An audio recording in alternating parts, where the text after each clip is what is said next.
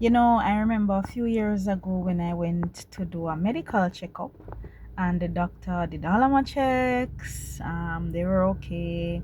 And then she was asking some information about me. So I told her I had kids, I had a husband, I was working, where I live, or I had to travel, and my involvement in like my church and community and so on. And then she looked at me, looked at my record again, looked at me, and was puzzled how I didn't have pressure with so many things that I was involved in. She found it strange. My vitals were good. My pressure was normal. My sugar was normal.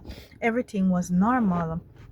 Also, I'm remembering too when I got pregnant the first time and did the blood works, the results came back to show that my iron level was half the amount that a regular woman should have.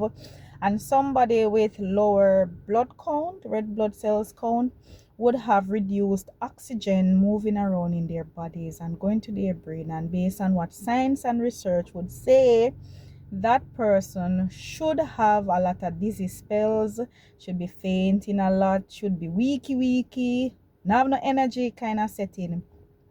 But if you know me, I'm the total opposite. I'm sharing these two instances to tell somebody today that you just being here alive and well in your right mind, everything is working okay for you. You can see, you can hear, you can talk, you can walk about, is enough to give God thanks and praise, because some of us are walking testimony of the goodness of God. I know for a fact that I am a walking testimony of the goodness of God, because nothing in my life that I have done is in my own strength. It is not by my might, it is not by my power, but it is by the Holy Spirit of God that has been preserving me through so many challenges and difficulties.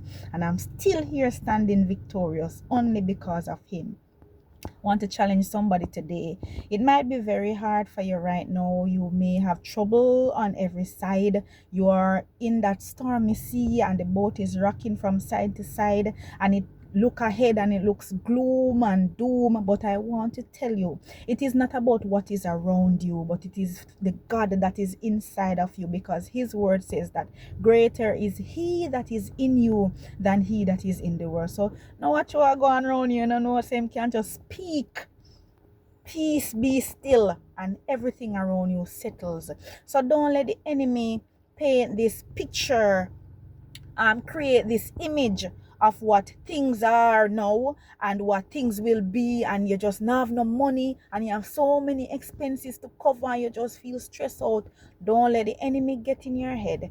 Take it day by day. The Lord will provide His daily bread for you.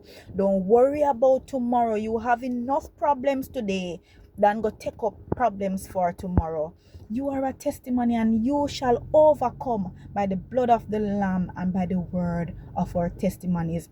Brothers and sisters and friends, don't be afraid to open your mouth and share what the Lord has done for you, because by your sharing, you are empowering others to carry on. There are some who are losing hope, but because you are sharing or you are struggling, but yet you hold on, and yet you can still know that victory is ahead. It looks very hard and difficult now, and it look like you are going under now, but the God who we believe in promises us that the future ahead will be prosperous. And so we hold on to that hope that better days are coming by and by. And even though we walk through the valley of the shadow of death, we will fear no evil, because God is with us, and His rod and His staff, it comforts us.